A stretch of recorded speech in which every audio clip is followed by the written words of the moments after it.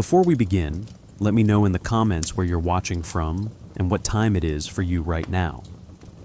We talk about parallel universes all the time now. Physics documentaries explore them. Superhero movies play with them.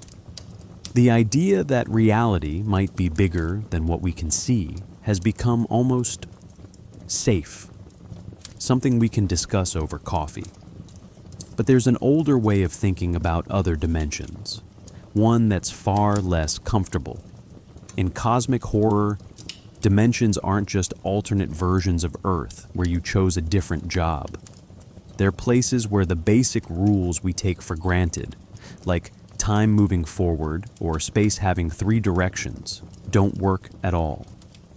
These are spaces our brains simply weren't built to handle. Lovecraft himself wrote in 1926, "The most merciful thing in the world is the inability of the human mind to correlate all its contents." He was talking about knowledge that destroys the knower, about truths too large for human consciousness to hold. And according to the stories, we've already found ways into these spaces. Certain angles in old buildings, equations written in banned books, drugs that temporarily dissolve the barrier between here and there. Over the next hour, we're going to trace where these nightmare dimensions came from, how writers used early 20th century math and science to create spaces more unsettling than any hell from traditional religion. We'll look at the actual stories where these places appear. We'll follow their influence through movies, games, internet legends, and real scientific theories. And we'll consider what it means that these fictional spaces have shaped how we think about reality itself. This isn't a tour of these places. It's a record of doors we probably shouldn't have opened. The horror of other dimensions didn't come from old ghost stories or religious texts. It came from math class. In 1854, Bernhard Riemann stood before his colleagues at the University of Göttingen and told them that everything they knew about space was wrong. Geometry wasn't universal law, just local condition. Space could bend. Parallel lines could meet. For mathematicians, this opened exciting new fields. For writers like H.P. Lovecraft, 70 years later, it opened something else. The possibility that humans might be living in a reality they were never equipped to perceive. By the 1920s, non-Euclidean geometry had leaked into popular culture as something vaguely threatening. Most people didn't understand what it meant, but they understood the implication. There might be spaces that work according to rules our brains can't process. Lovecraft grabbed onto this anxiety. In his letters from 1926 to 1933, he explained his philosophy.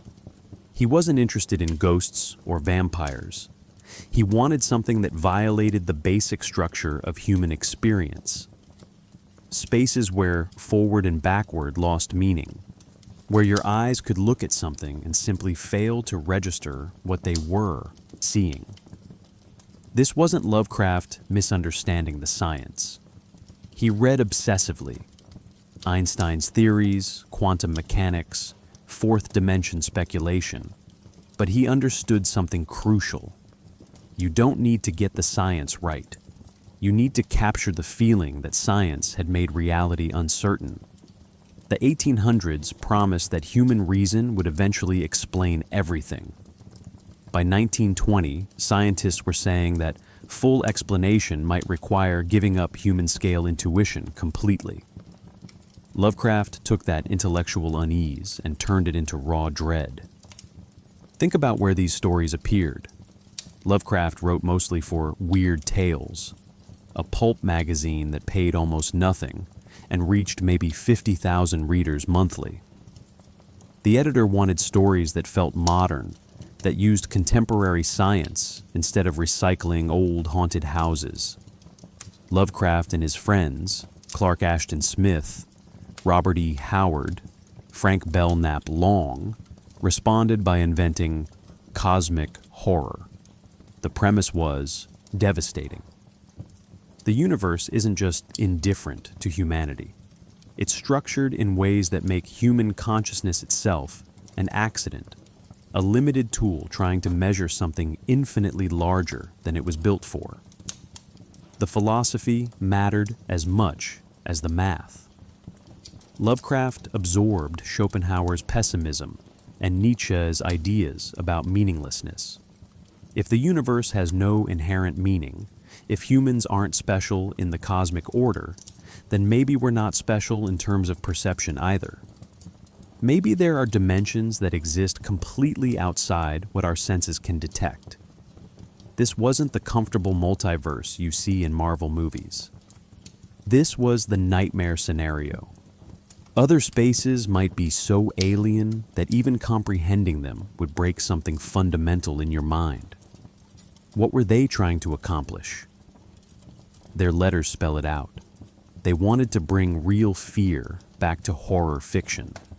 Not the fear of being hurt, but the fear of cosmic insignificance. The fear that everything you believe about reality is a comforting story your limited brain tells itself. Dimensional horror accomplished this perfectly. It suggested that truth itself might be poisonous to human minds.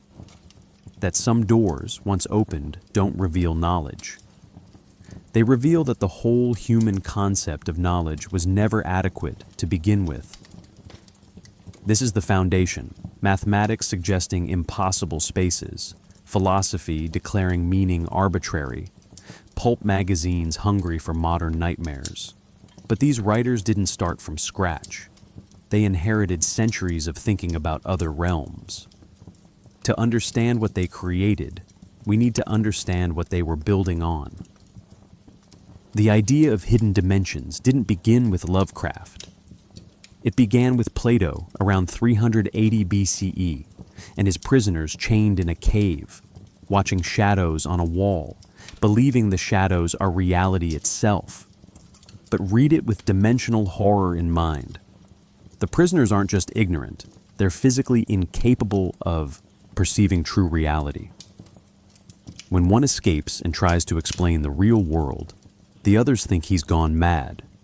This is the template. Reality has layers, and human perception is trapped on the wrong one. Fast forward to 1884. Edwin Abbott publishes Flatland, a romance of many dimensions.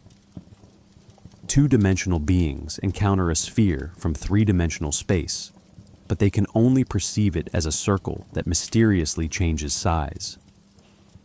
When the sphere tries to explain the third dimension, the Flatlanders think it's insane. Abbott meant this as satire, but it became something else. A popular introduction to the idea that higher dimensions might exist all around us, and we'd be constitutionally unable to perceive them. This same period, roughly 1880 to 1920, saw an explosion of occult interest in dimensional theory. Theosophists and spiritualists seized on the fourth dimension as scientific-sounding explanation for paranormal phenomena. This wasn't rigorous thinking, but it was culturally powerful. It established the fourth dimension as a space adjacent to ours, separated by something thinner than a wall, more like a membrane that might tear. Then Einstein arrived. His special relativity paper in 1905, followed by general relativity in 1915, introduced space-time. Time is a fourth dimension mathematically linked to the three spatial dimensions. This was legitimate physics, and it confirmed what the mystics had been saying. Reality has more dimensions than common sense suggests. By the 1920s, educated readers understood that time might not flow uniformly, that space could bend, that the universe operated according to principles that violated everyday intuition. Kant's philosophy deserves mention. In his Critique of Pure Reason, 1781, Kant distinguished between phenomena, things as we experience them, and noumena, things as they are in themselves. We can never access noumena directly, because our minds automatically structure all experience through built-in categories. This created a troubling implication. What if reality itself is structured in ways our minds can't process? Schopenhauer later argued that the world we perceive is a kind of collective hallucination agreed upon by brains with similar structures. The cosmic voyage tradition provided narrative frameworks. Dante's Inferno, 1320, mapped hell as descending circles. Swedenborg's visions in the 1740s described realms existing parallel to Earth. By the 19th century, Poe was using similar frameworks in stories like MS Found in a Bottle, 1833, where a ship sails off the edge of reality into spaces where physical laws stop making sense. One more distinction matters: how science fiction treated dimensional spaces versus how horror did. Early SF writers like H.G. Wells used other dimensions as settings for adventure. The fourth dimension was interesting, but didn't fundamentally threaten human sanity. Cosmic horror inverted this. In Lovecraft's universe, other dimensions aren't adventure destinations. They're places where the basic categories that make human consciousness possible simply don't apply. Going there doesn't expand your mind. It reveals that your mind was never adequate to begin with. All of this, Plato's shadows, Abbott's geometries, occult theories, Einstein's space-time, Kant's noumena, created a cultural context where Lovecraft's dimensional horror could take root. He wasn't inventing from nothing. He was synthesizing centuries of thought and adding one crucial element. Discovering these realities doesn't enlighten you. It breaks you. The language of dimensional horror is designed to make the impossible sound inevitable. When Lovecraft writes about non-Euclidean geometry, or angles that shouldn't exist, he's creating a vocabulary that feels scientific enough to seem plausible, but vague enough to remain unsettling. This linguistic strategy became the foundation for how cosmic horror discusses other dimensions. Start with dimension. In mathematics, it's simply a direction of movement. Our physical space has three, but in cosmic horror, dimension means something more troubling: an entire realm of existence with its own physics that might be radically incompatible with ours. When Lovecraft's characters talk about other dimensions, they mean entire universes that exist somehow adjacent to ours, separated by boundaries thin enough to cross, but fundamental enough that crossing changes you irreversibly. Plane and realm work similarly. In mathematics, a plane is a flat surface. In horror fiction, planes become layers of reality stacked on top of each other. The vocabulary shifts between scientific and mystical registers, never committing fully to either. This ambiguity is intentional. Scientific terms suggest these spaces can be studied through reason. Mystical terms suggest they can't. Then there's non-Euclidean geometry, possibly the most abused term in cosmic horror. In actual mathematics, it refers to geometric systems where Euclid's parallel postulate doesn't hold. This is real, respectable mathematics, but in horror fiction, non-Euclidean has come to mean geometries that hurt to look at. It describes architecture where walls meet at angles that make your eyes hurt, where corners fold back on themselves. Lovecraft's Arlia has abnormal, non-Euclidean architecture, buildings that should collapse under their own geometry, but don't. Angles deserve special attention. In Frank Belknap Long's The Hounds of Tyndalos, 1929, the hounds can only enter our reality through angles, not curves. This is nonsense mathematically, but it's brilliant horror writing. Angles become threatening. Every corner becomes a potential gateway. the story creates an entire cosmology around a geometric distinction that doesn't actually mean anything, and it works because the language feels specific enough to seem real. Color terminology reveals another strategy. Lovecraft repeatedly describes colors that don't exist in the normal spectrum. In The Color Out of Space, 1927, a meteorite brings a color unlike any known to Earth. This is horror through chromatic impossibility. Our eyes have 3 types of color receptors. What if there are colors our eyes simply can't process? The unnameable color becomes a symbol for the unnameable dimension it came from. The architectural vocabulary matters too. Cyclopean and megalithic describe massive stone structures with blocks too large for humans to have moved. But the descriptions emphasize wrongness, stones oddly proportioned, corridors that don't follow straight lines. When characters explore these structures, they report getting lost in ways that don't make sense, turning right 3 times but not ending up where they started. Gateway, threshold, veil, these terms describe the boundary between our dimension and others. They suggest that the separation isn't a fundamental cosmic law, but more like a door that's usually locked. And according to the texts, humans have found various keys, chemical compounds, mathematical formulas, specific dream states, certain architectural configurations. The implication is deeply unsettling. If the barrier can be breached, it will be breached. Finally, there's the language of impossibility itself. Characters constantly struggle to describe what they've seen, using qualifiers like indescribable, unnameable, beyond words. This isn't lazy writing. It's thematic. The premise is that some things can't be translated into human language because human language evolved to describe human-scale reality. The language of inadequacy becomes evidence for the reality of these other spaces. This vocabulary makes impossible spaces sound plausible. It makes cosmic dread sound like physics. And it does something more insidious.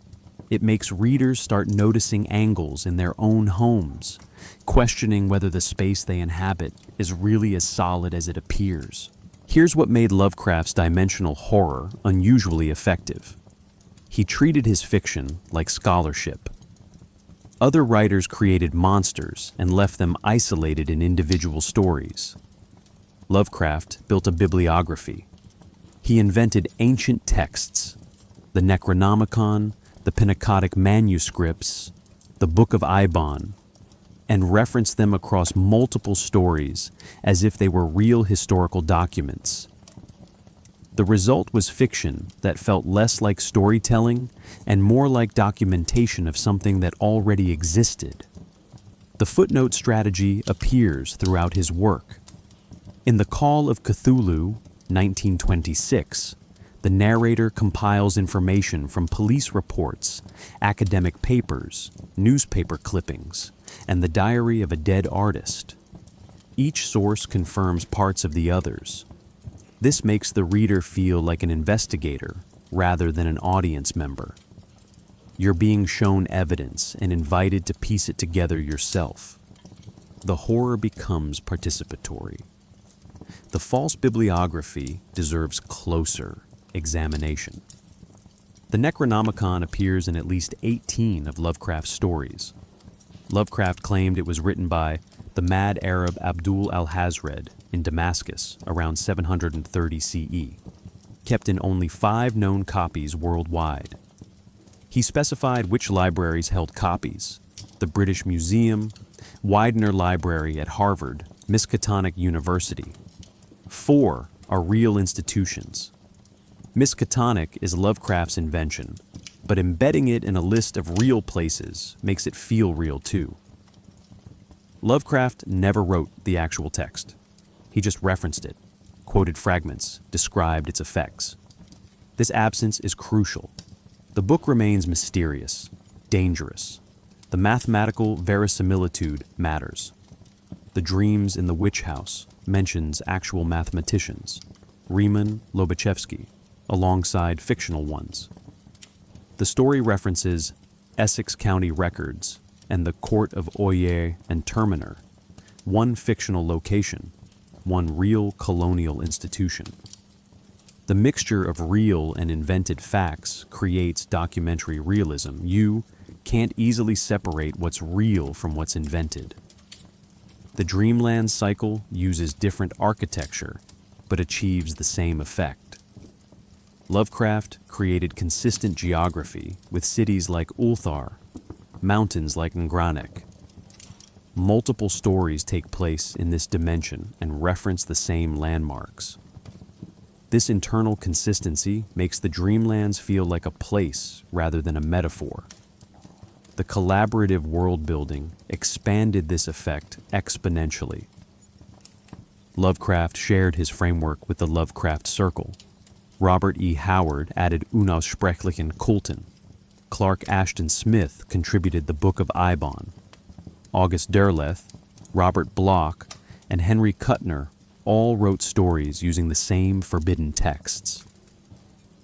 When multiple writers across multiple magazines reference the same ancient tome, readers start to wonder, could there be something real underneath all this fiction?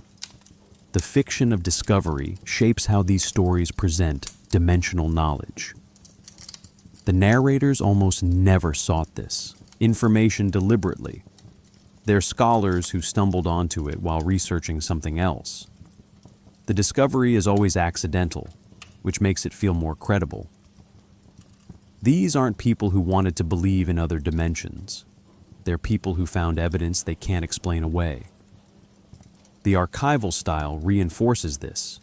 Many stories are framed as documents discovered after the author's death or disappearance.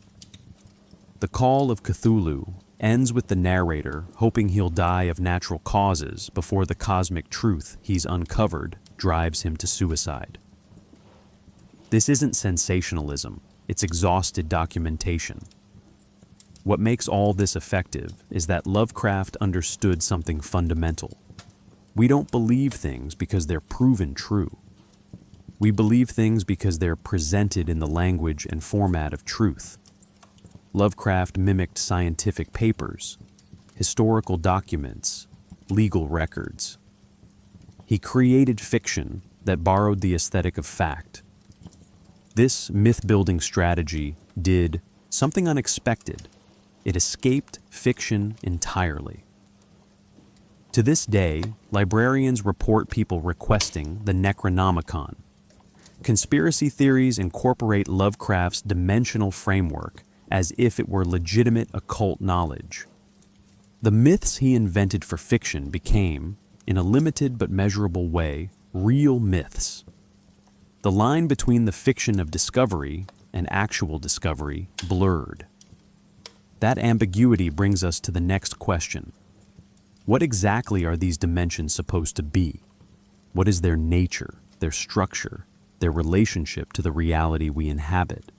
Dimensional horror operates on a premise that inverts traditional philosophy. What if expanded perception doesn't liberate you, but destroys you? Western philosophy from Plato onward treated knowledge as inherently good, perception as something to be sharpened. See more, understand more, become enlightened. Dimensional horror proposes that this entire framework is lethal optimism. Human consciousness evolved to navigate three-dimensional space at human scale, to process cause and effect in linear time, to distinguish self from environment. These aren't just useful adaptations. They're the only conditions under which human consciousness can exist at all. Remove them.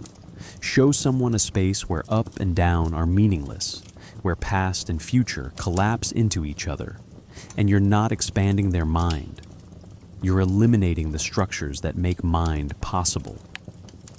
This is what we might call spatial nihilism. The three dimensions we perceive, the geometric rules we navigate by, the sense that objects have locations and boundaries, all of it is a localized condition, not a universal law. Other dimensions operate on different principles. Some might have 7 spatial dimensions instead of 3.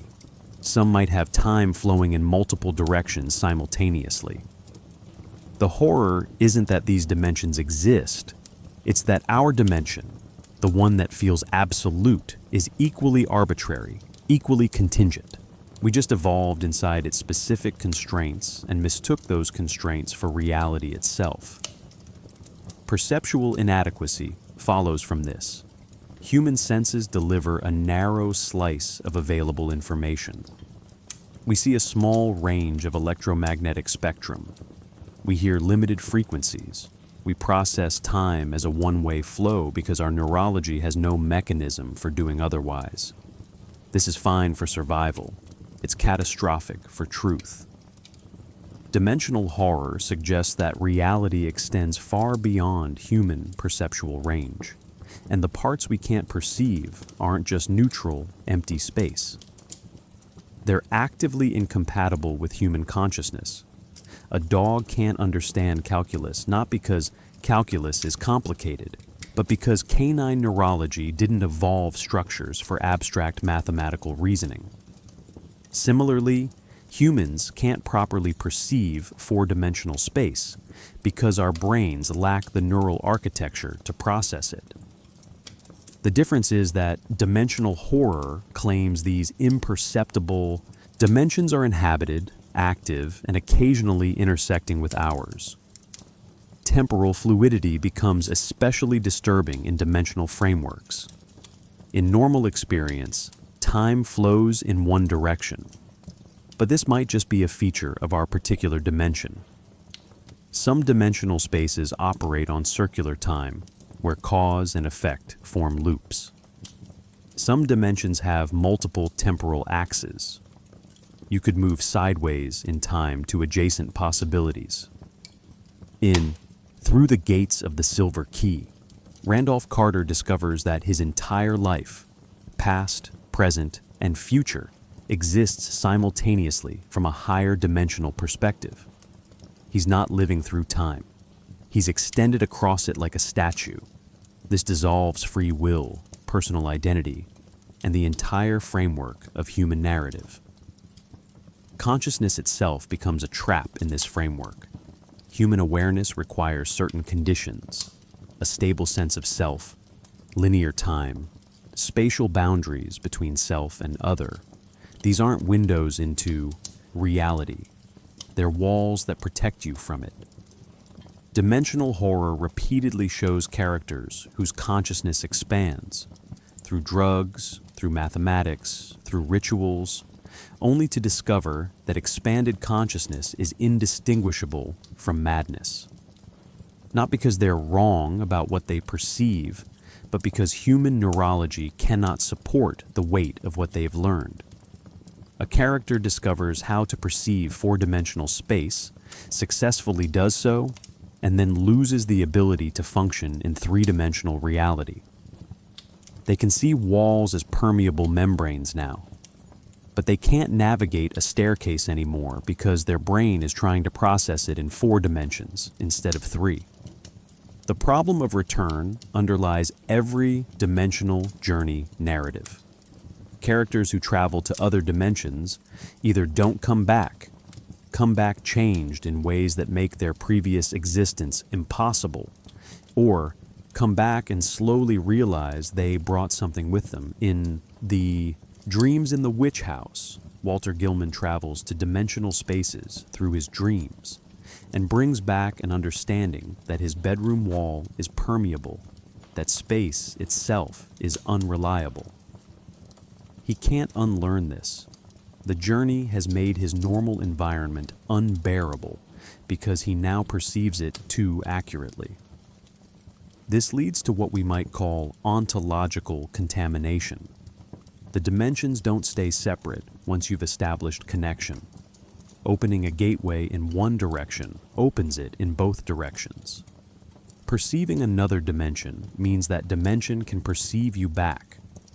Knowledge becomes a vector for invasion.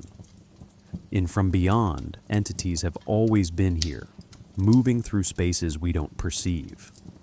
But once the scientist can see them, they become aware of his awareness. They notice him noticing them. The implication is clear.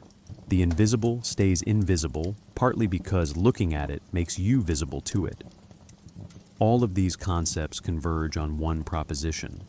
Human reality is a quarantine zone, and maintaining ignorance is how we stay quarantined. The dimensions we can't perceive aren't empty space waiting to be explored. They're populated by entities and governed by physical laws that would annihilate human consciousness on contact. This is dimensional horror's core thesis. Reality is larger than human consciousness can survive perceiving, and every attempt to expand perception is actually an attempt at suicide. The dimensions aren't waiting to be discovered. They're waiting for us to be stupid enough to look. When we talk about entities in dimensional horror, we need to distinguish between beings that live in other dimensions and beings that are other dimensions. The great old ones, Cthulhu, Yog-Sothoth, Hastur, aren't just alien creatures from distant planets. They're entities that exist across multiple dimensions simultaneously. Cthulhu sleeps in Orlie, a city that sank beneath the Pacific, but R'lyeh isn't entirely in our spatial dimension. It exists at an angle to normal space. When the stars are right, when the geometric alignment of various dimensional planes creates a temporary gateway, R'lyeh can rise. But Cthulhu isn't rising from the ocean floor. He's rising from a dimensional overlap that happens to intersect with Earth's Pacific region. Yog-Sothoth takes this further. In Through the Gates of the Silver Key, the entity is described as the all-in-one and one-in-all, existing at every point in space and time simultaneously. Yog-Sothoth is the dimensional framework. When characters encounter Yog-Sothoth, they're not meeting an entity in space. They're meeting space as an entity. The horror here isn't that there's a monster in the dimension. It's that the dimension is the monster, and it has something like awareness. This transforms physics into theology in the most disturbing way possible. The outer gods represent an even more extreme category. Azathoth, called the blind idiot god, sits at the center of ultimate chaos. Azathoth is described as the nuclear chaos from which all reality emanates, the source of all dimensionality. If Azathoth were to wake fully, reality itself would cease. Nyarlathotep, the crawling chaos, serves as a messenger for these outer gods, able to manifest in human-compatible forms, but fundamentally existing across dimensions in ways that no single form can fully represent. When characters meet Nyarlathotep, they're interacting with a projection, a three-dimensional shadow of something vast and multi-dimensional. The servitor races present a different threat: Shoggoths, Elder Things, Deep Ones, Mygo. These are creatures adapted to dimensional conditions different from ours. Shoggoths are protoplasmic entities capable of reshaping themselves at will. They're fundamentally unstable in three-dimensional space, constantly trying to be more dimensions than our physics allows, which manifests as grotesque shape-shifting. The Mygo can travel between dimensions using technology. When they want to transport human consciousness across dimensional barriers, they remove the brain and place it in a cylinder because human consciousness can't survive dimensional transit while embedded in three-dimensional flesh. The Hounds of Tindalos deserve their own examination. Frank Belknap Long's story proposes that time has a shape, and that shape has angles. The Hounds inhabit these angles, existing in the darkness behind time. They're described as predating curved space, as beings that existed before the universe took its current geometric form. Once they become aware of a human consciousness, they hunt that person through the angles in their environment. Every corner, every sharp edge, becomes a potential entry point. The only defense is to eliminate all angles from your environment. This is practically impossible. We build our world on right angles, but here's what makes dimensional entities truly disturbing. They might not be entities at all. Some things characters encounter might just be autonomous processes, dimensional forces that happen to have effects that seem intentional. In The Color Out of Space, the thing that arrives in the meteorite is never clearly defined as a creature. It might be a form of life, or it might be a dimensional radiation. It drains life, warps biology, and eventually leaves, but it's never clear if it's acting with purpose or just following its nature. This is more unsettling than monsters. A dimensional process that destroys consciousness the way rust destroys iron can't be negotiated with because it's not making decisions. The entities without agency, dimensions themselves as hostile environments, appear throughout the literature. Some stories feature spaces that aren't inhabited by anything, but are still lethal to human consciousness. The gulf in Through the Gates of the Silver Key is described as a void outside all dimensionality. Nothing lives there, but passing through it exposes consciousness to absolute cosmic indifference. The ambiguity is essential. Clear categories would make this comfortable. The horror requires that you can't tell where entity ends and environment begins, where intention ends and natural process begins. You're dealing with dimensions that might be monstrous, with spaces that might be conscious, with geometries that might hate you, or might just be incompatible with your existence in ways that produce the same result as hatred. And all of them share one characteristic. They regard humanity the way we might regard bacteria, not with malice, with indifference. The cosmic horror isn't that these beings want to destroy us. It's that our destruction would be, from their perspective, entirely incidental. Which raises an uncomfortable question. If we're surrounded by entities we can't perceive, how often are we already in contact with them without knowing? Humans in dimensional horror don't discover other dimensions. They stumble into them, usually through methods that seem absurdly mundane given the cosmic scope of what they unleash. The gateway problem pervades the literature. The boundary between dimensions is apparently thin enough that various substances, practices, and mental states can breach it. Drugs appear repeatedly as dimensional doorways. In From Beyond, a scientist uses a machine to stimulate the pineal gland, but stories elsewhere feature chemicals that temporarily alter perception enough to see into adjacent dimensions. The implication is disturbing. If a chemical can shift your perception to reveal another dimension, was that dimension already there? Dreams function as the most common gateway, particularly in the dreamland cycle. Sleep apparently loosens consciousness from its three-dimensional anchor, allowing it to drift into spaces that don't follow waking physics.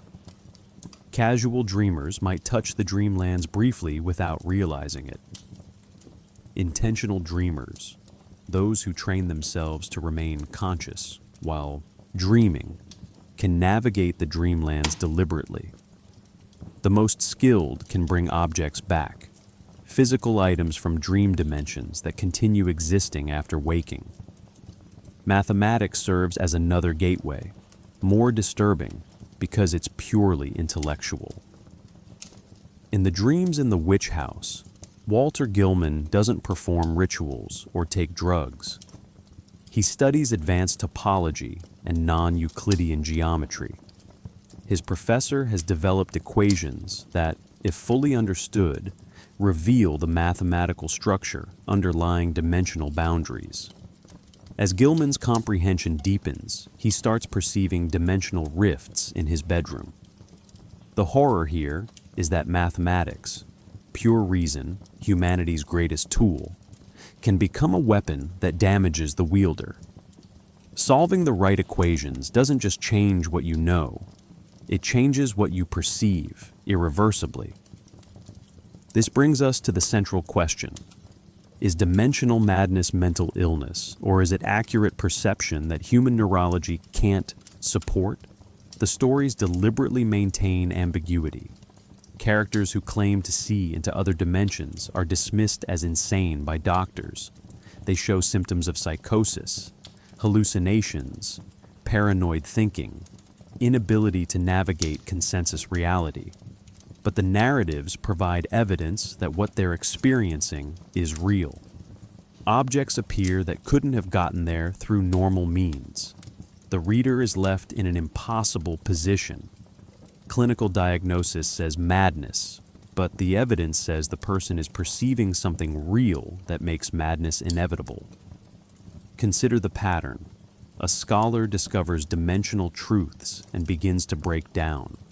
Their colleagues notice erratic behavior, forgetting appointments, appearing disoriented, speaking of impossible things.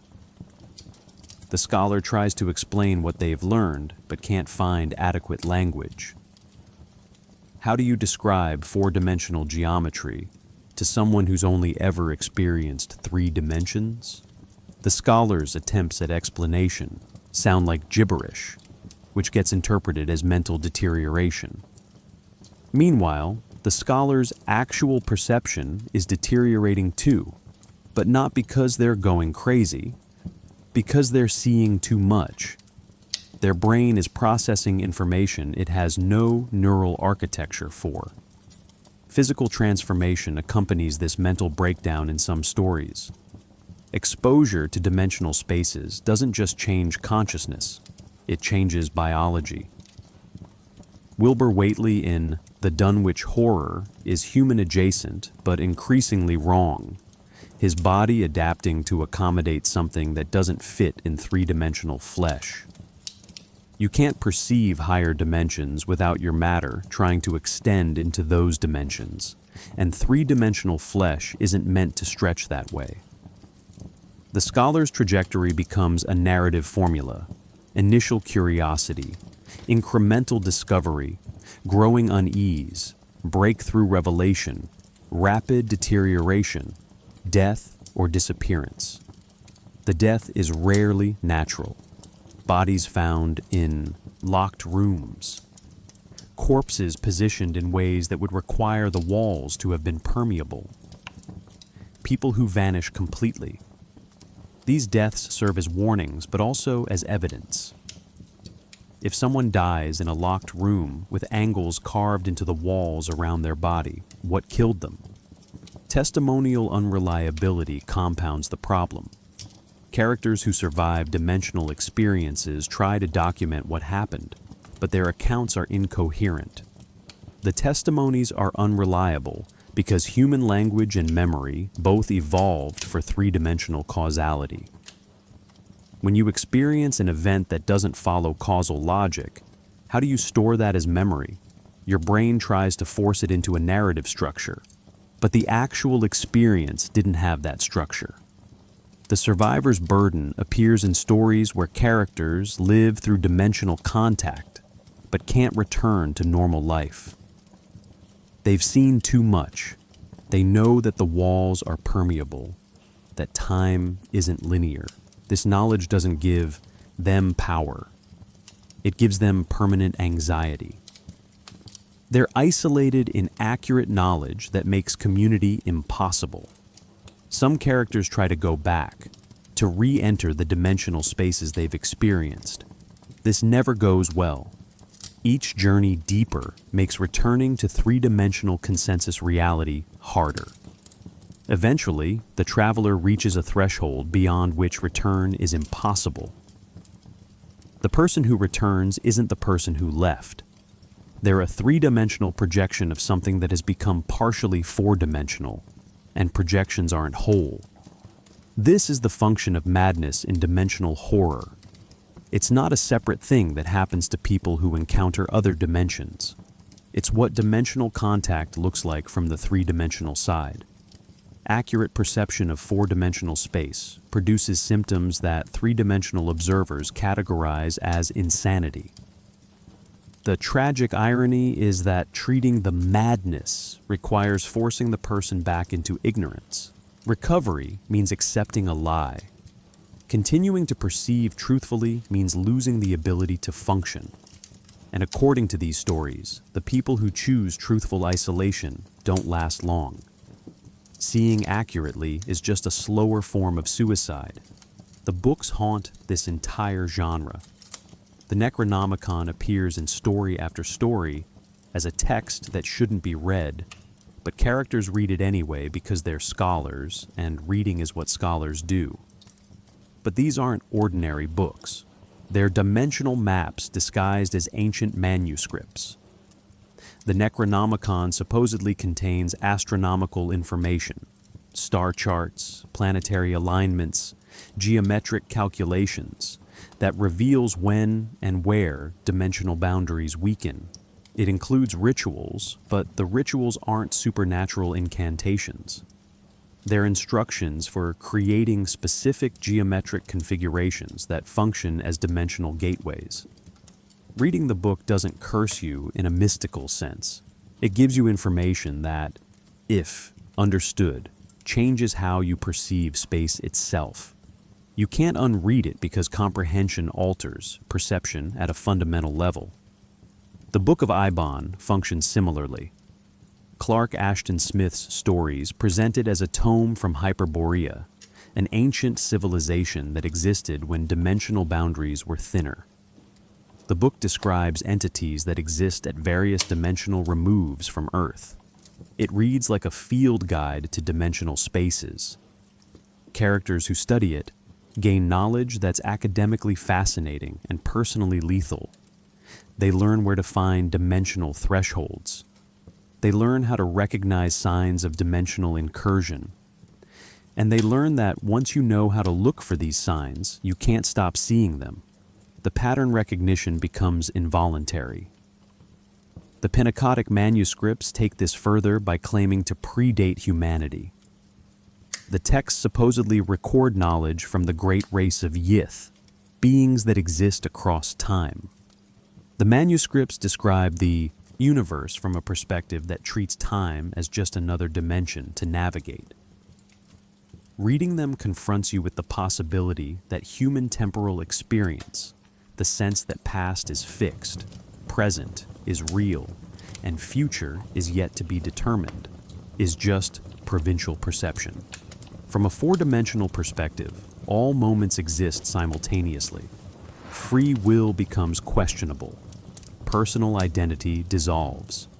Mathematical proofs function as incantations in several stories. This is particularly insidious because mathematics is supposed to be safe. Numbers don't bite.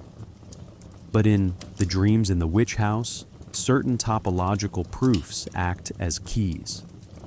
Solving them doesn't just give you theoretical knowledge. It shows you how space is actually structured beneath its three-dimensional appearance. The proofs reveal that walls are permeable if approached from the right angle, that corners contain junctions to other spaces. A character who fully comprehends these proofs gains the ability to navigate dimensionally, but also loses the ability to perceive space normally. They've rewritten their own perceptual firmware, and there's no undo button. The architecture of revelation matters. Why do certain buildings function as thresholds? In multiple stories, specific structures, the witch house in Arkham, the mansion in The Rats in the Walls, serve as dimensional weak points. Sometimes this is intentional. Buildings designed using geometric principles that create stable gateways. Sometimes it's accidental. But the effect is the same. These locations make dimensional boundaries thinner. People who live in them report strange dreams, see things that shouldn't be there. The buildings condition inhabitants to perceive dimensionally, slowly, and involuntarily. You don't choose to learn about other dimensions.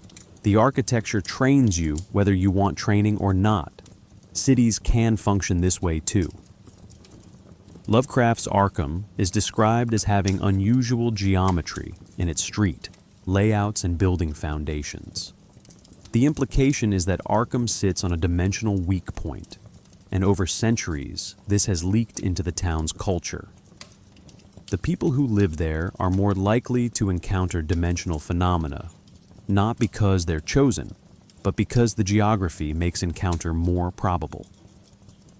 Now we reach the crucial question. Is the cosmos actively malicious toward human consciousness, or just indifferent? The stories present both options and never quite settle on one. The indifference argument suggests that dimensional entities and spaces don't hate us. They simply operate according to their own physics, and human consciousness is too fragile to withstand contact. The malice argument points to entities like Nyarlathotep, who seems to take active pleasure in human suffering. The more disturbing possibility is that the distinction doesn't matter. Whether the dimensions are malicious or indifferent, the effect on human consciousness is identical: destruction. This is what forbidden knowledge actually means in this context. Not knowledge that someone forbids you to have, but knowledge that having it is itself harmful. The usual model assumes that knowledge is neutral. Dimensional horror proposes that some knowledge is toxic, regardless of intent. Understanding the true structure of dimensional reality damages human consciousness, the same way staring at the sun damages human eyes. The epistemic collapse follows inevitably. Epistemology assumes that more knowledge is better, that accurate perception leads to better models of reality. Dimensional horror demonstrates that these assumptions only hold within narrow constraints. Expand perception beyond those constraints, and knowledge stops being useful. Accuracy stops being adaptive. Understanding becomes incompatible with survival. What remains after this collapse? Characters who survive dimensional encounters report a specific existential condition. They know things that make normal life impossible, but they also know that trying to unknow those things is futile. The knowledge has physically restructured their perception. They're trapped in a state where truth and well-being have become mutually exclusive. This is the end point of forbidden knowledge in cosmic horror. Permanent alienation from the human epistemic framework. And here's what makes this especially troubling. According to the texts, we've already started down this path. The books exist. The formulas have been written. The gateways have been mapped. The knowledge is out there, preserved in restricted library collections and obscure manuscripts. It's waiting for people curious enough or reckless enough to seek it out. And curiosity is a human universal. We're a species that opens boxes labeled "Do Not Open." The forbidden knowledge isn't safely locked away in fictional tales. It's embedded in the tales, waiting for readers who might take the maps seriously. The boundaries between fiction and invitation have never been clear, and that ambiguity might be the most dangerous gateway of all. The dimensional framework in cosmic horror didn't arrive fully formed in a single text. It accumulated across multiple stories, each adding pieces to a larger architecture that no single author completely controlled. The earliest hint appears in Lovecraft's The Music of Erich Zahn, 1922, a story that never explicitly mentions dimensions, but establishes the crucial template. There are spaces adjacent to ours, separated by barriers thin enough to breach through sound, and what exists on the other side should not be perceived. Erich Zahn lives in a garret room on a street that the narrator can never find again. Each night, Zahn plays his viol furiously, and the music seems designed not to express emotion, but to prevent something.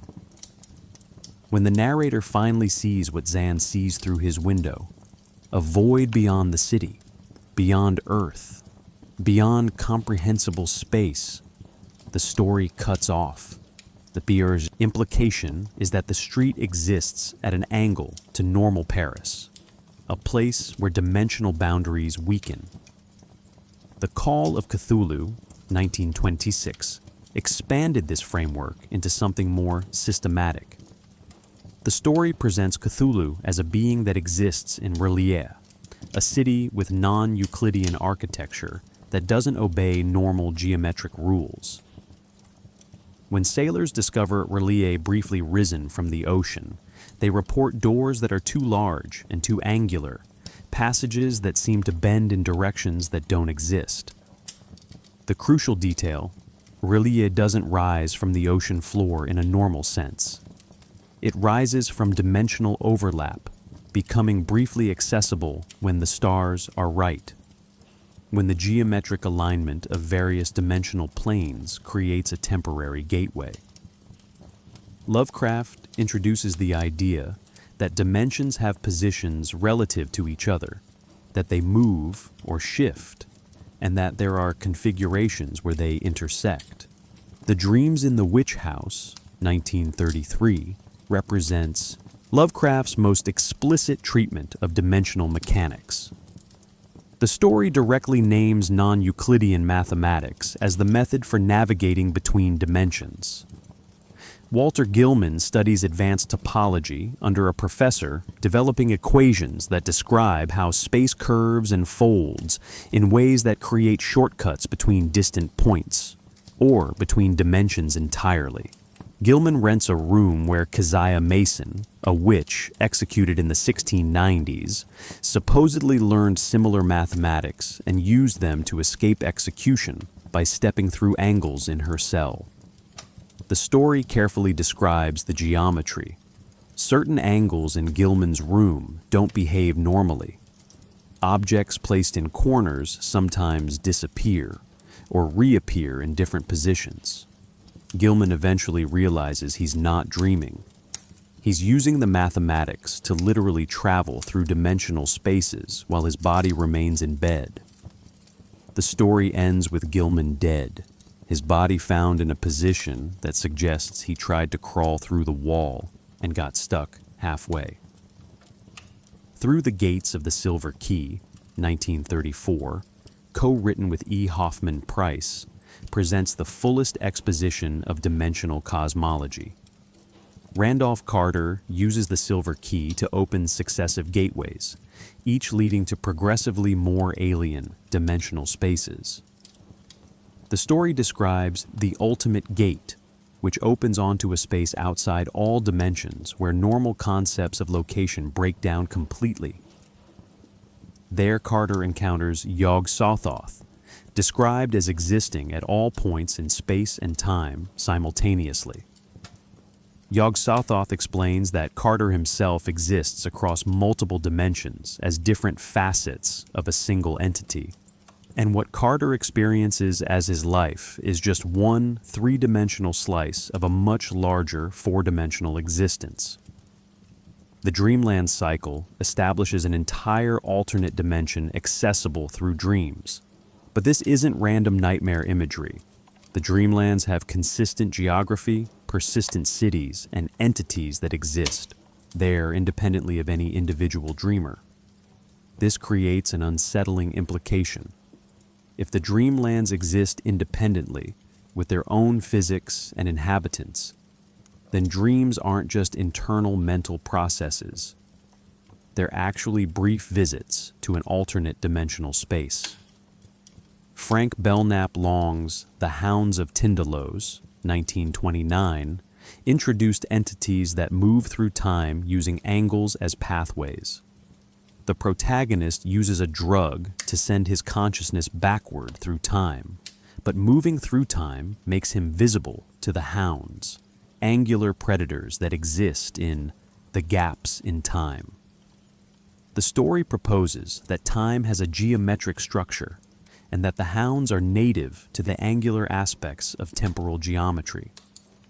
They can pursue prey through any angular junction. Every corner, every right angle, every sharp edge becomes a potential entry point.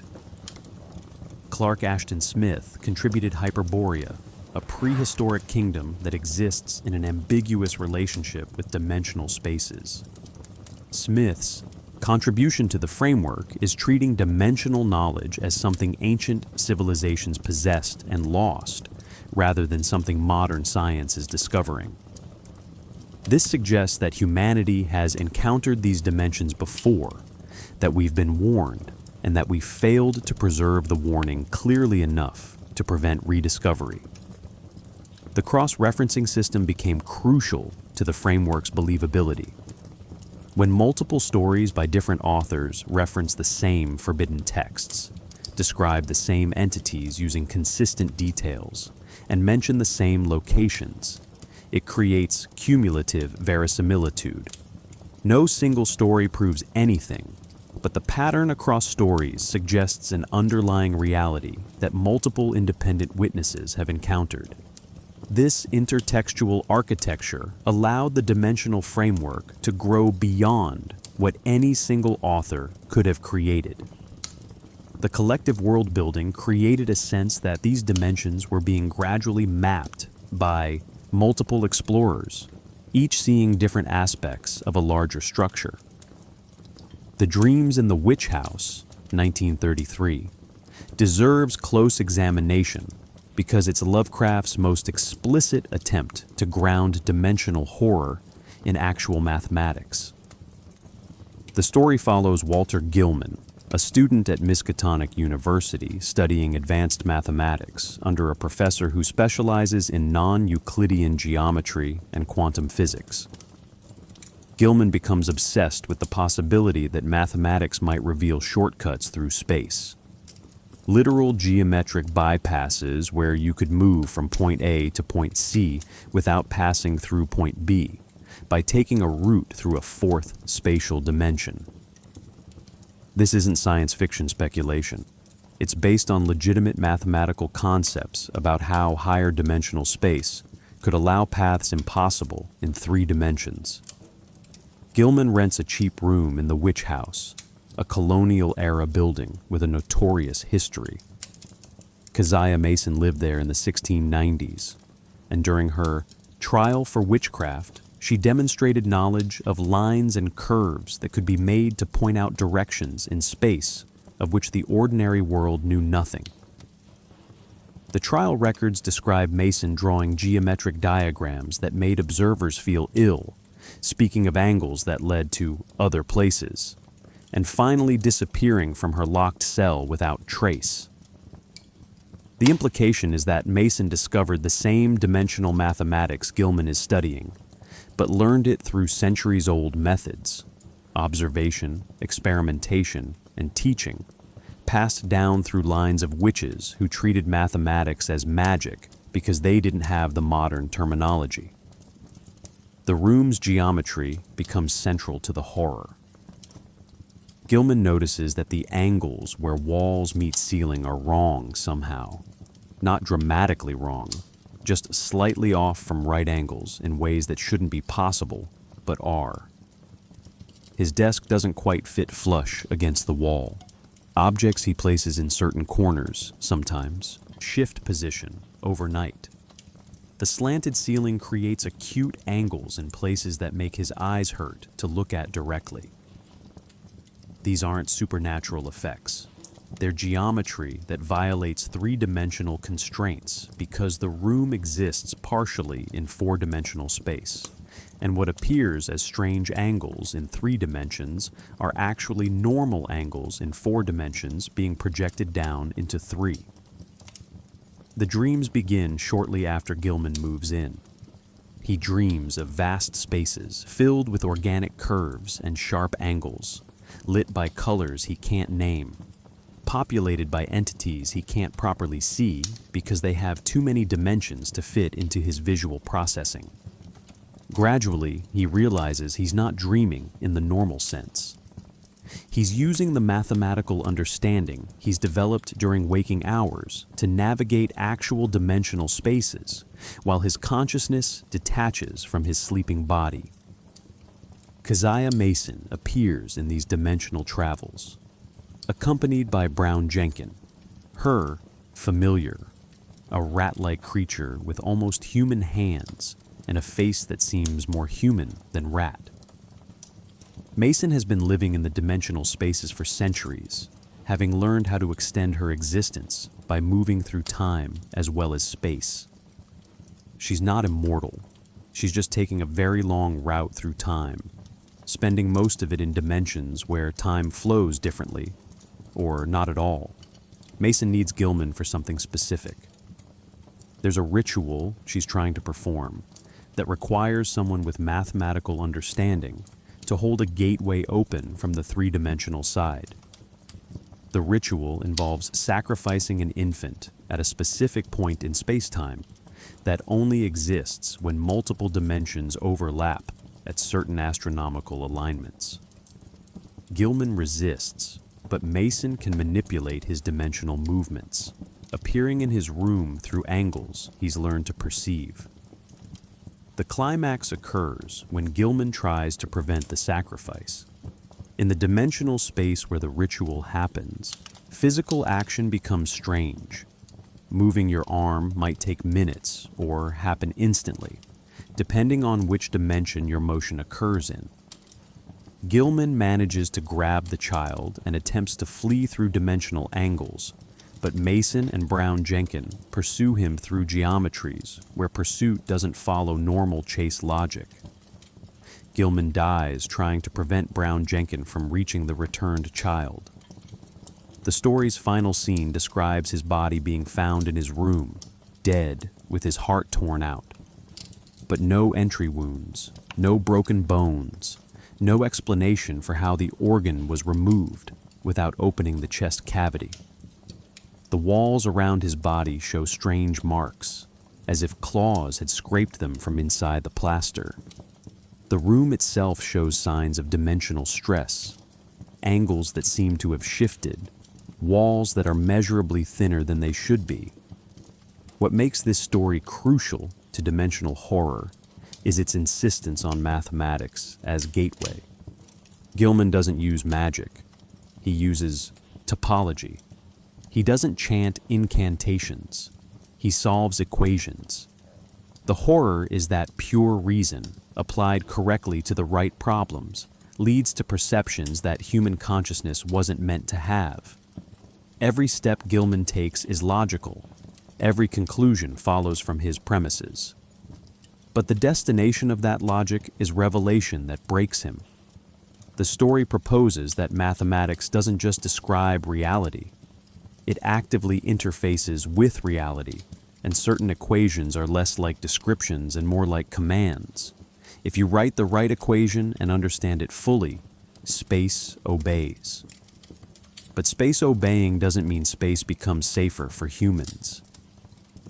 Through the Gates of the Silver Key, 1934, co-written by Lovecraft and E. Hoffman Price, represents the fullest articulation of dimensional cosmology in the Lovecraft corpus.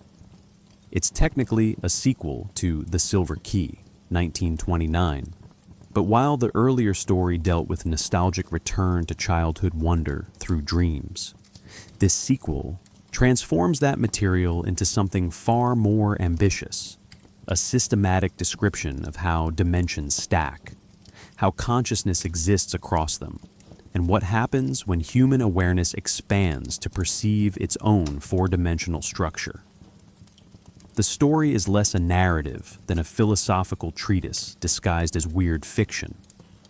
The story begins with four men gathered to discuss Randolph Carter's estate and his strange disappearance. One possesses an object Carter sent him before vanishing.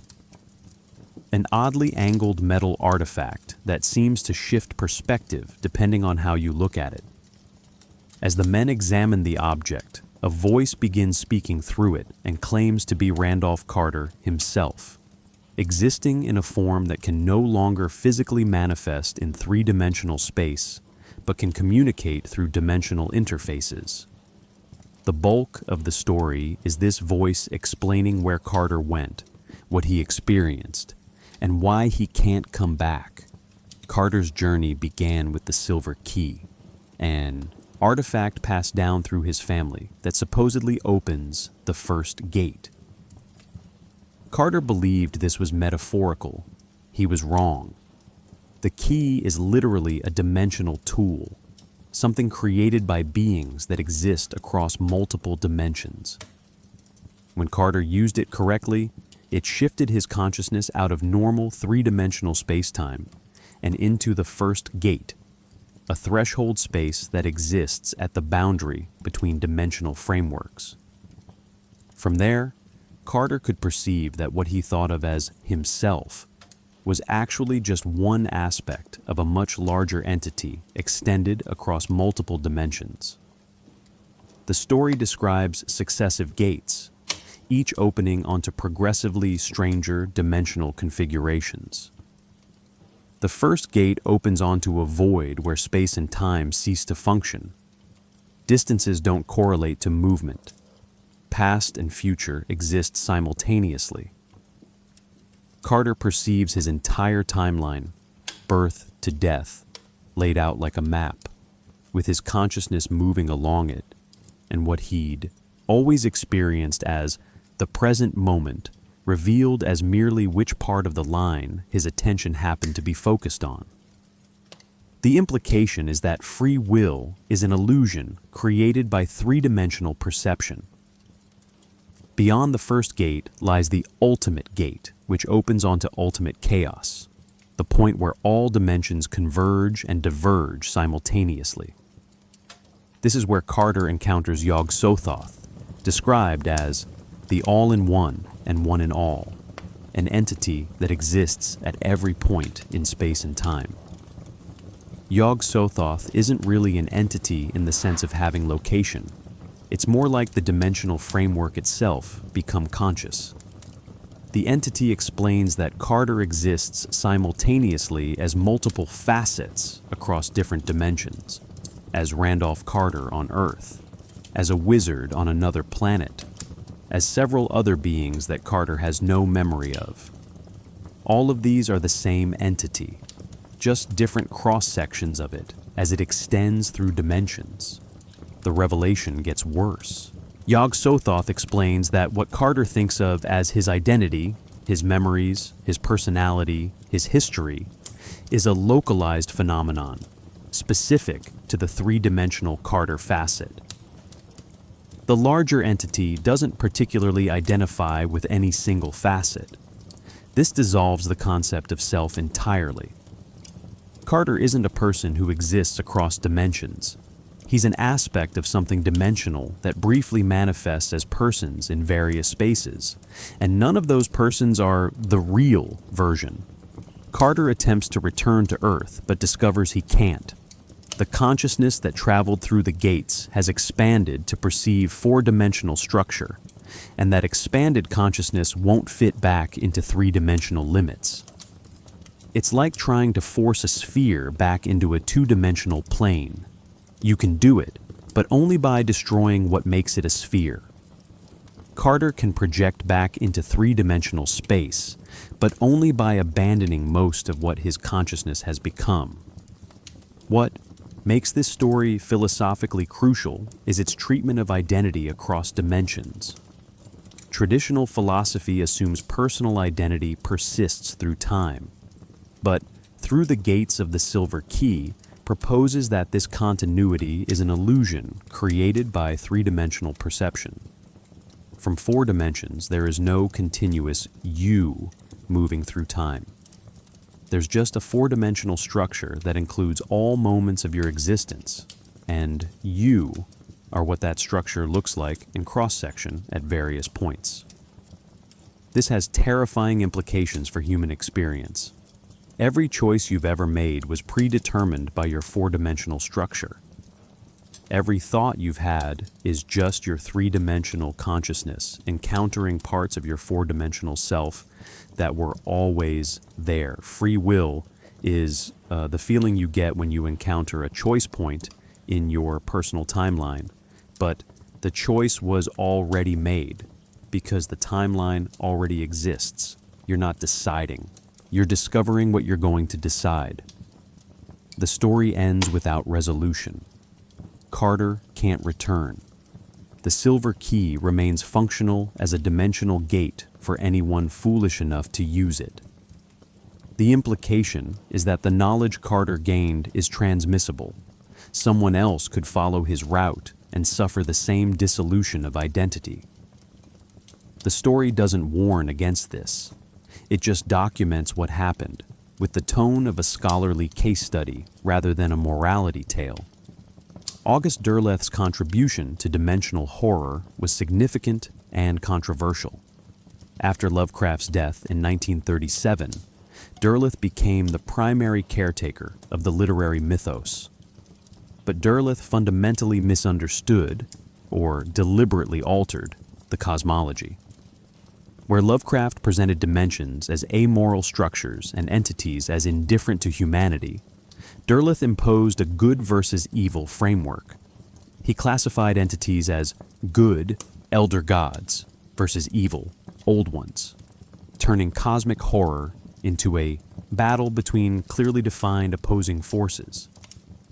This systematization made the mythology more accessible, but stripped away the core horror, cosmic indifference. Derleth's universe cares about humanity enough to fight over us. Lovecraft's universe barely notices we exist. Despite this philosophical corruption, Derleth did expand the dimensional framework in useful ways. His stories explored the concept of dimensional stability, the idea that some spaces are more prone to dimensional breach than others. He developed the notion of sealing rituals that close or reinforce dimensional gateways, implying that dimensional physics can be manipulated not just for opening portals, but for securing them.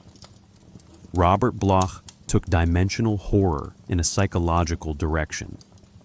His stories treated dimensional entities less as physical creatures and more as intrusions into consciousness itself.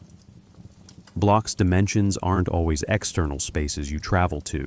Sometimes they're internal spaces that open up when your mind reaches certain configurations. The implication is disturbing. Your mind might already contain dimensional gateways, and activating them doesn't require esoteric knowledge, just the wrong mental state at the wrong time. Henry Kuttner's contribution focused on what we might call dimensional ecology, the idea that entities from other dimensions need specific conditions to survive in our space.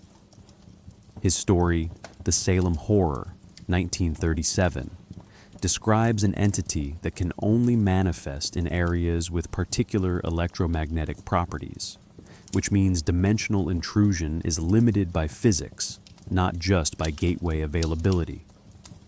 This makes dimensional horror somewhat less arbitrary. Entities can't just appear anywhere. They need the right environmental conditions. The gaming influence, particularly the Call of Cthulhu role-playing game, first published in 1981, codified dimensional horror in ways that influenced all subsequent fiction. The game needed clear mechanics for how dimensional travel works, how sanity loss correlates to dimensional exposure, and what entities exist where. This forced a level of systematization that the original literature never had. The game introduced concepts like stability ratings for dimensions and dimensional keys, specific items or knowledge that grant access to particular dimensions. While this made the material more accessible for gameplay, it also calcified concepts that Lovecraft left deliberately vague. Modern writers have taken dimensional horror in several directions.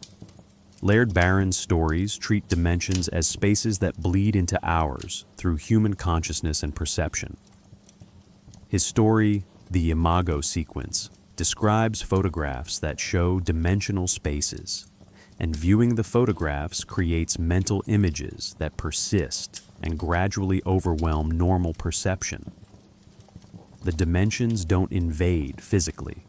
They invade perceptually, rewriting how you process sensory information until you're functionally existing in a different reality than the people around you. Thomas Ligotti approaches dimensional horror through what he calls malignantly useless spaces, dimensions that serve no purpose and contain nothing of value but exist anyway.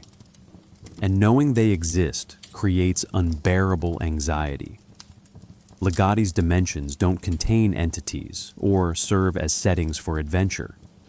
They're just there, purposeless and empty, and that purposelessness is the horror. They suggest that reality might be fundamentally meaningless. Caitlin R. Kiernan's work treats dimensional perception as something that might be indistinguishable from schizophrenia. Her protagonists aren't sure if they're perceiving other dimensions or experiencing psychotic breaks, and the narratives never clearly resolve this ambiguity. The horror isn't that dimensions exist, it's that you can't tell if what you're experiencing is dimensional overlap or mental illness. This creates a trap. Seek treatment and lose access to potentially real perceptions, or refuse treatment and lose social functionality. Jeff Vandermeer's Southern Reach trilogy, 2014, treats dimensional intrusion as ecological disaster. Area X is a region where dimensional boundaries have collapsed, allowing another dimension's physics to leak into our space. The result isn't monsters attacking humans, it's a gradual transformation of environment and biology. Plants exhibit intelligence. Animals develop abilities that violate conservation of energy. Humans who enter come back changed at the cellular level. Vandermeer's innovation is treating dimensional contact as contamination rather than revelation, something that spreads like disease. The collaborative evolution of dimensional horror from Lovecraft's original framework to contemporary iterations reveals a pattern. Each generation of writers adds layers of systematization while trying to preserve the core uncertainty. The more clearly defined the dimensions become, the less horrifying they are because horror requires ambiguity. But pure ambiguity makes narrative difficult, so writers constantly negotiate between providing enough detail to create verisimilitude and maintaining enough mystery to preserve dread. The dimensions remain nightmare spaces, but the nightmares have been elaborated across decades of collaborative world building into something that feels less like fiction and more like documentation of spaces we might actually encounter. The Philadelphia Experiment represents dimensional horror's first major leap from fiction into conspiracy culture. According to the story that emerged in the 1950s, the U.S. Navy conducted experiments in 1943, attempting to make the USS Eldritch invisible to radar by generating powerful electromagnetic fields. The ship supposedly didn't just vanish from radar, it vanished from physical space entirely, teleporting from Philadelphia to Norfolk and back. Crew members were allegedly found fused with the ship's metal structure, some driven insane. Others claiming they'd experienced time differently than observers outside the field. The story has been thoroughly debunked, but it persists because it transforms Lovecraft's fictional dimensional physics into something the government might actually have attempted. The template is perfect for conspiracy thinking, secret military research, catastrophic unintended consequences, covered-up evidence, and survivors driven mad by what they witnessed. The Montauk Project allegations expanded this template. In the 1980s, Preston Nichols and others claimed that the U.S. military continued dimensional research at Camp Hero in Montauk, New York, conducting experiments that opened portals to other dimensions and other time periods. The allegations included kidnapped children used as test subjects and encounters with entities from other dimensions. These claims are unfounded, but they've generated an entire subculture of believers who treat Montauk as proof that governments are actively experimenting with dimensional boundaries. The Montauk material borrows heavily from Lovecraft, references to entities with too many dimensions to fully perceive, descriptions of non-Euclidean architecture in underground facilities, accounts of researchers driven insane by what they encountered. The internet age generated its own dimensional folklore. The backrooms phenomenon emerged from a 4chan post in 2019. An image of an empty office space with yellow wallpaper and fluorescent lighting, accompanied by the concept that if you no-clip out of reality in the wrong places, you end up in the backrooms, an infinite series of empty rooms that exist outside normal space. The concept spread virally, with thousands of people contributing descriptions of different levels of the backrooms. This is Lovecraftian dimensional horror adapted for digital natives. The backrooms aren't accessed through ancient rituals or mathematical formulas.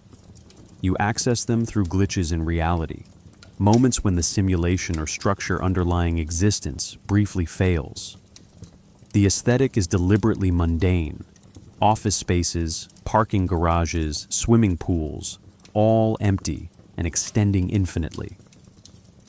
String theory's popularization in the 1990s and 2000s gave dimensional horror a scientific veneer it never had before. When physicists seriously propose that reality has 10 or 11 dimensions, most of them too small or curled up for us to perceive, it validates the core premise of cosmic horror. There are more dimensions than we can detect. Popular science writers struggled to explain string theory to general audiences, often using metaphors that made it sound remarkably like Lovecraft. The mathematics is legitimate, but the public understanding of it often slides into something that resembles cosmic horror more than physics. This creates a feedback loop. Fiction shaped by early 20th century physics now shapes how 21st century audiences understand contemporary physics. Online communities have emerged around dimensional jumping and reality shifting. Subreddits like r/dimensional jumping, now banned but archived, and r/shifting, realities host thousands of users who claim to move between parallel dimensions or alternate realities, usually through meditation, visualization, or specific mental techniques. The practitioners treat this as real, documenting evidence that they've shifted, memories that don't match other people's memories, physical objects that shouldn't exist, Mandela effects they claim to have experienced personally. Most of this is likely confabulation, false memory, or wishful thinking. But the communities demonstrate that dimensional travel has moved from horror fiction to aspirational practice. The horror has been inverted. Instead of dimensions being dangerous spaces that destroy human consciousness, they're escape routes from an unsatisfying reality. Glitch in the Matrix testimonials represent the most widespread dimensional folklore. The subreddit r/glitch in the Matrix collects stories of people experiencing what they interpret as errors in reality's programming. Objects that teleport, time loops, duplicate people, memories of events that apparently never happened. The framework comes from The Matrix, 1999, but the content often resembles dimensional horror, reality temporarily revealing itself as unstable. Most of these stories have prosaic explanations, false memory, coincidence, perception errors.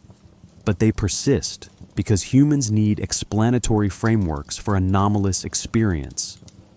Why does dimensional horror translate so readily into urban legend and conspiracy theory? Because it provides explanatory power for experiences that feel significant but lack clear causes. Something strange happened to you, something you can't explain. Religious frameworks would call this supernatural. Scientific frameworks would call this perceptual error. Dimensional frameworks offer a middle path. It was real, but it was real in a way that normal reality doesn't account for. This explanation validates the experience without requiring faith in traditional supernatural claims. The persistence of these legends reveals something about human psychology. we're deeply uncomfortable with the idea that reality is stable and fully known. Dimensional horror in fiction scares us, but dimensional instability in alleged real life fascinates us. The possibility that there are other spaces, other dimensions, other levels of reality just beyond perception. This is terrifying in stories, but compelling in life, because it suggests that existence is larger than our daily routine, that mystery persists despite scientific progress. And that transformation, from terror to fascination, from warning to aspiration, might be the most disturbing thing about dimensional horror's cultural afterlife. We've taken seriously the possibility that these nightmare dimensions exist, and instead of sealing the gateways, we're actively trying to find them. From Beyond, 1986, directed by Stuart Gordon, represents one of the few films that takes dimensional horror seriously as a concept, rather than just using it as set dressing. Based loosely on Lovecraft's short story, the film follows scientists who've built the resonator, a machine that stimulates the pineal gland and allows humans to perceive creatures existing just beyond normal sensory range. These entities have always been here, moving through dimensions we don't perceive, occasionally passing through our bodies without us knowing. But once you can see them, they become aware of your awareness, and they respond. The film's innovation is making the horror perceptual rather than spatial. The dimensions aren't elsewhere. They're right here, overlapping with ours. And the barrier isn't physical distance, but sensory limitation. Event Horizon, 1997, took dimensional horror into space and created something that feels like Lovecraft filtered through Hellraiser.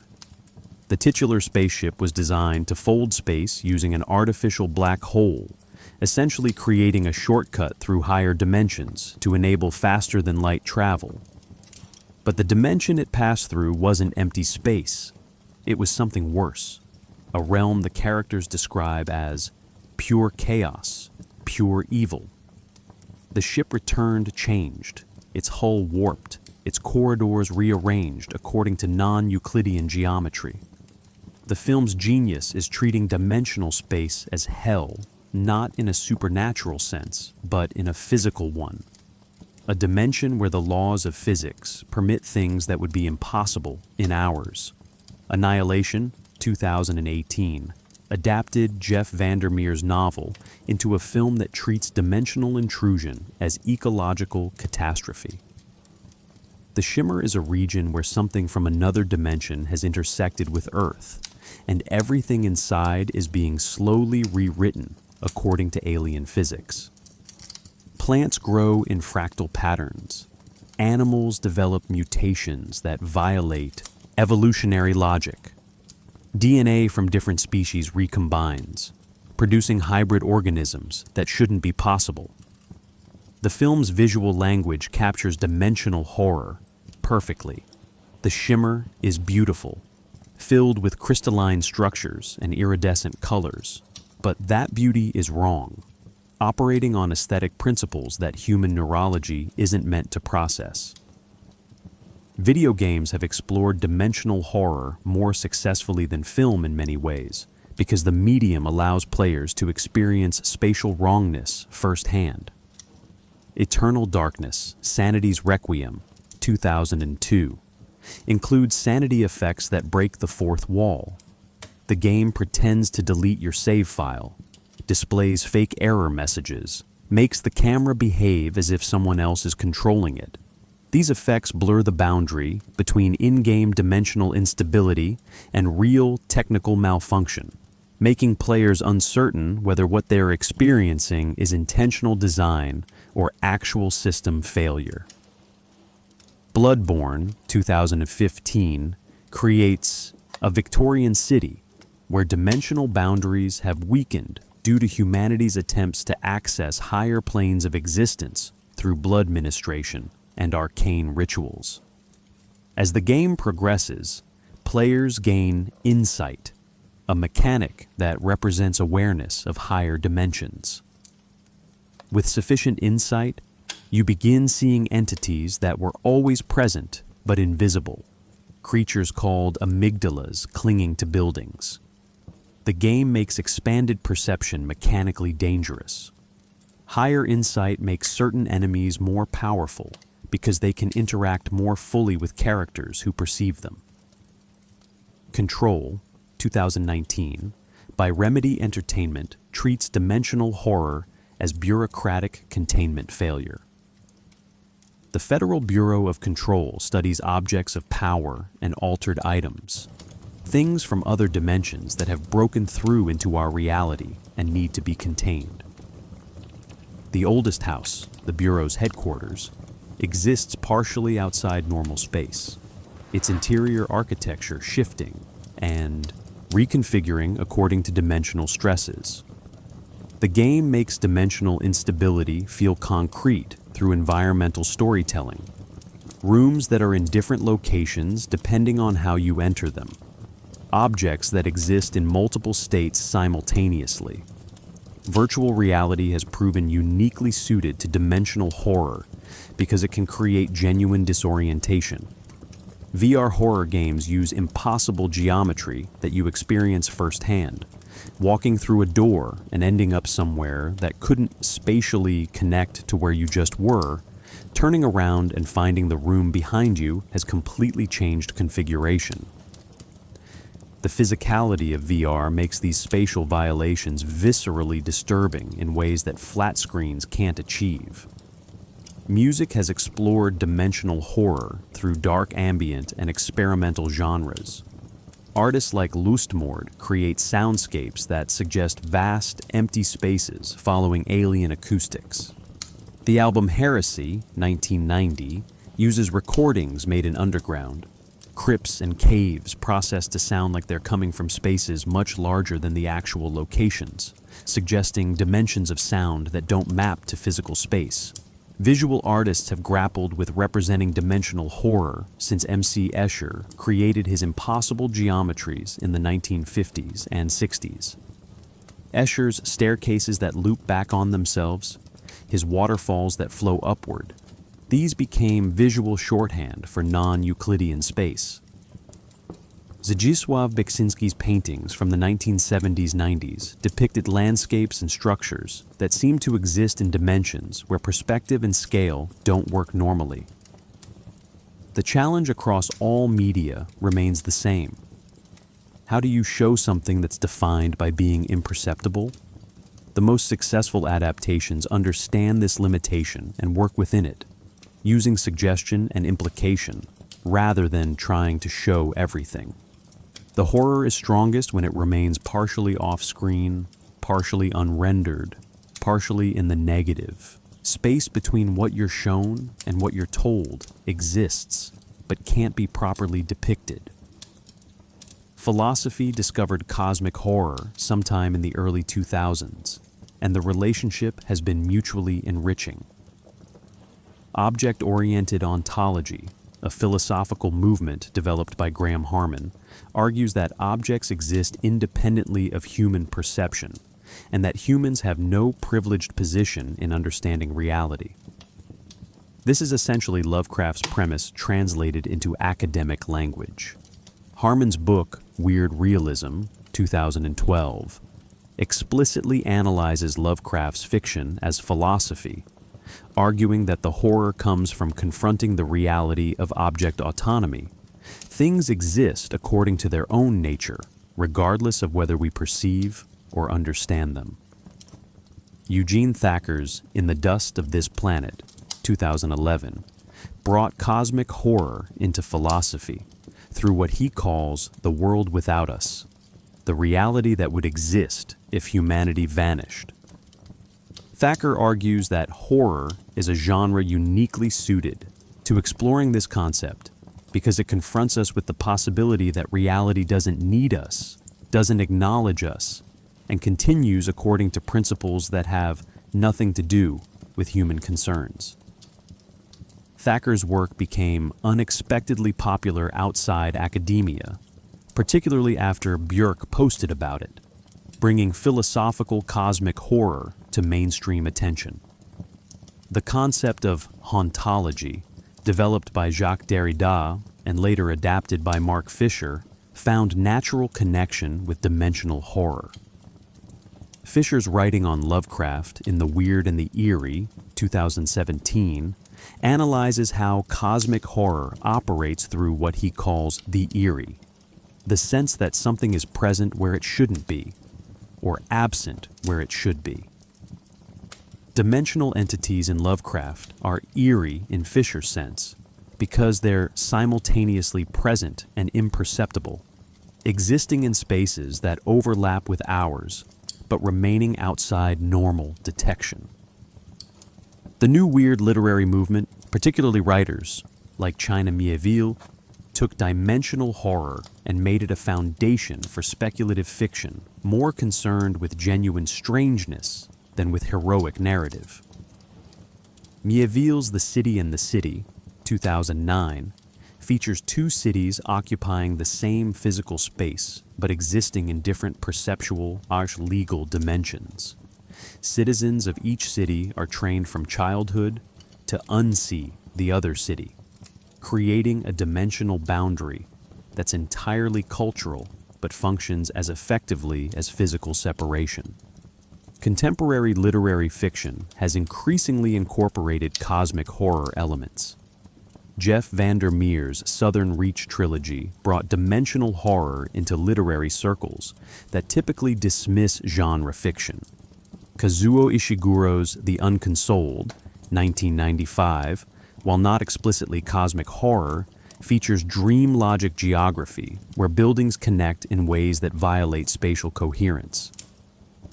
Helen Oyeyemi's novels often feature houses or cities with impossible interiors, spaces that are larger inside than outside. These literary appropriations strip away the tentacles and ancient gods, but preserve the core anxiety. Spaces might not be reliable. Perception might not be trustworthy. Scientific popularizers have used Lovecraft to explain complex physics concepts to general audiences. Brian Greene's The Elegant Universe, 1999, uses dimensional analogies similar to Lovecraft's fiction when explaining string theory's extra dimensions. Michio Kaku's popular science books frequently reference the idea of dimensions we can't perceive, but that affect our reality. This creates an interesting feedback loop. Lovecraft borrowed from early 20th century physics to create his fictional dimensions, and now early 21st century physicists are borrowing from Lovecraft to explain their theories. The political appropriation of cosmic horror represents a more troubling development. The so-called Dark Enlightenment, or neo-reactionary movement, has attempted to claim cosmic horror as validating their pessimistic views of human nature and social organization. They rid Lovecraft's cosmic indifference as supporting their claims that traditional human values are arbitrary, that social progress is an illusion. This reading fundamentally misunderstands cosmic horror.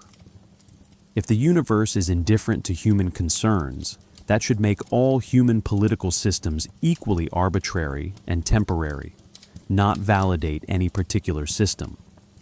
Why has academia become so interested in what was originally pulp horror, published in cheap magazines? Because cosmic horror asks questions that academic philosophy has struggled with for centuries. What exists beyond human perception? What is the relationship between consciousness and reality? What are the limits of human knowledge? These aren't just entertaining fictional premises. They're genuine philosophical problems that cosmic horror explores through narrative rather than argument. The fiction gets to places that formal philosophy can't easily reach because fiction can depict experiences that philosophy can only describe abstractly. The academic appropriation validates cosmic horror as serious literature, which changes how it's taught, studied, and preserved. Lovecraft went from pulp hack to subject of academic conferences. Courses on cosmic horror now appear in university curricula. Scholarly journals publish papers analyzing the philosophical implications of dimensional travel in weird fiction. This elevation brings benefits. The work is preserved, analyzed, contextualized, but also risks. When horror becomes too respectable, too academically normalized, does it lose the power to disturb? Perhaps the most disturbing possibility is that the horror was always philosophical investigation, disguised as entertainment, and academia simply recognized what was there all along. Why does dimensional horror remain disturbing in an age when multiverse theories appear in popular physics documentaries and superhero films? Because the modern scientific multiverse is reassuring compared to Lovecraft's nightmare dimensions. The many worlds interpretation of quantum mechanics suggests infinite parallel universes where different quantum outcomes occurred. But these universes are fundamentally similar to ours. Same physics, same number of dimensions, just different histories. That's not particularly horrifying. Cosmic horror's dimensions aren't parallel universes where things went differently. They're spaces where the basic structure of reality is incompatible with human consciousness, where physics operates on principles that would annihilate human perception. The multiverse is safe exploration. Dimensional horror is existential threat. Spatial anxiety manifests in modern psychology through conditions like agoraphobia and claustrophobia. But dimensional horror suggests a deeper anxiety. Uncertainty about whether space itself is reliable. Do walls stay solid? Do distances remain constant? We navigate the world with unexamined assumptions about spatial coherence, and dimensional horror attacks those assumptions directly. This connects to broader psychological phenomena. Derealization disorder involves feeling that your surroundings are unreal, that space doesn't feel solid or reliable. These experiences, pathologized as mental illness, feel remarkably similar to descriptions of dimensional displacement in the fiction. The boundary between symptom and perception becomes unclear. Simulation theory represents dimensional horror adapted for the digital age. The idea that we might be living in a computer simulation essentially proposes that our perceived reality is just one layer in a stack of computational realities, that the physics we experience is programmed and could be altered or terminated. This is dimensional horror with different terminology. The simulation hypothesis terrifies people for the same reason Lovecraft's dimensions do. It suggests that everything we consider fundamental and real is actually contingent and provisional, operating at the whim of entities or systems at higher levels of reality. The psychological appeal of dimensional horror comes from validating experiences that consensus reality dismisses. Most people have moments of spatial or temporal dislocation. Déjà vu, the sense that a familiar place suddenly seems wrong. Dreams that feel more real than waking life. Mainstream psychology explains these as neural misfires, tricks of perception, false memories.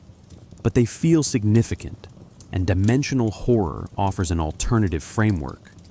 These are moments when you briefly perceive other dimensions, or when dimensional boundaries temporarily weaken.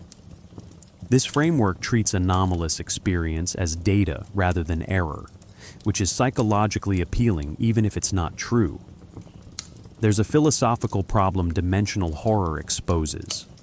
If other dimensions exist with different physical laws, why does human experience feel absolute? We experience space as three-dimensional, time as unidirectional, causality as linear, and this experience feels complete and unchallengeable. But if dimensional horror is right, this feeling of completeness is just a feature of our neurology, not a reflection of actual cosmic structure. We're built to experience 3 dimensions and interpret this limited experience as complete reality. This is similar to how organisms with different sensory organs experience different aspects of reality. Bees see ultraviolet, bats hear ultrasound, but none of them experience reality completely, just the subset their senses evolved to detect. The question of what dimensional horror reveals about human spatial cognition is worth examining. We navigate space using cognitive maps, mental representations of our environment. These maps assume Euclidean geometry. That's how our spatial memory evolved. Dimensional horror consistently features spaces that violate these assumptions. Houses with more rooms inside than their exteriors allow. Corridors that loop impossibly. These violations create cognitive dissonance that feels like horror because they break the fundamental tool we use to understand our environment. If our cognitive maps don't work, we can't navigate. An inability to navigate is deeply threatening. Why do we keep returning to stories that tell us we're trapped in inadequate perception? Perhaps because it's actually true, just not in the way the stories suggest. Humans do experience a limited slice of reality. We can't see most of the electromagnetic spectrum. We can't hear most frequencies. We can't detect most of what's happening at quantum scales or cosmic scales. Our perception is a narrow bandwidth, evolutionarily tuned to detect threats and opportunities at human scale. Dimensional horror exaggerates this limitation into existential threat, but the underlying truth remains. We're perceiving a fraction of what exists. There's something honest about dimensional horror, something that acknowledges the vast gulf between human experience and total reality. The ultimate question dimensional horror asks is devastating. What if here is just one note in an infinite, indifferent symphony of elsewheres, and we're not equipped to hear any other note without shattering? This captures the genre's core anxiety.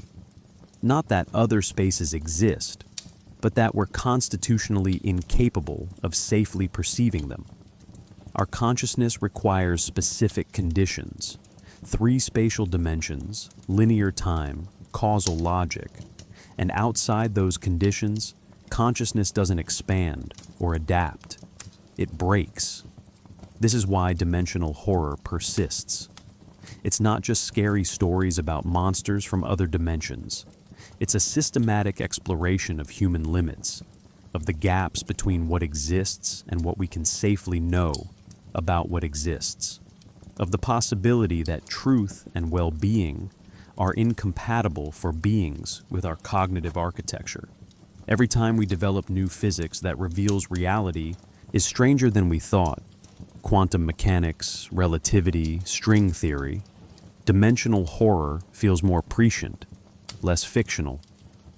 The dimensions might not be exactly as Lovecraft described them, but the fundamental premise that reality is larger and more alien than human consciousness was built to process is increasingly difficult to dismiss as merely entertaining fiction. And that's what makes dimensional horror's cultural persistence so unsettling. We're not just enjoying these stories, we're treating them as warnings we might already be too late to heed.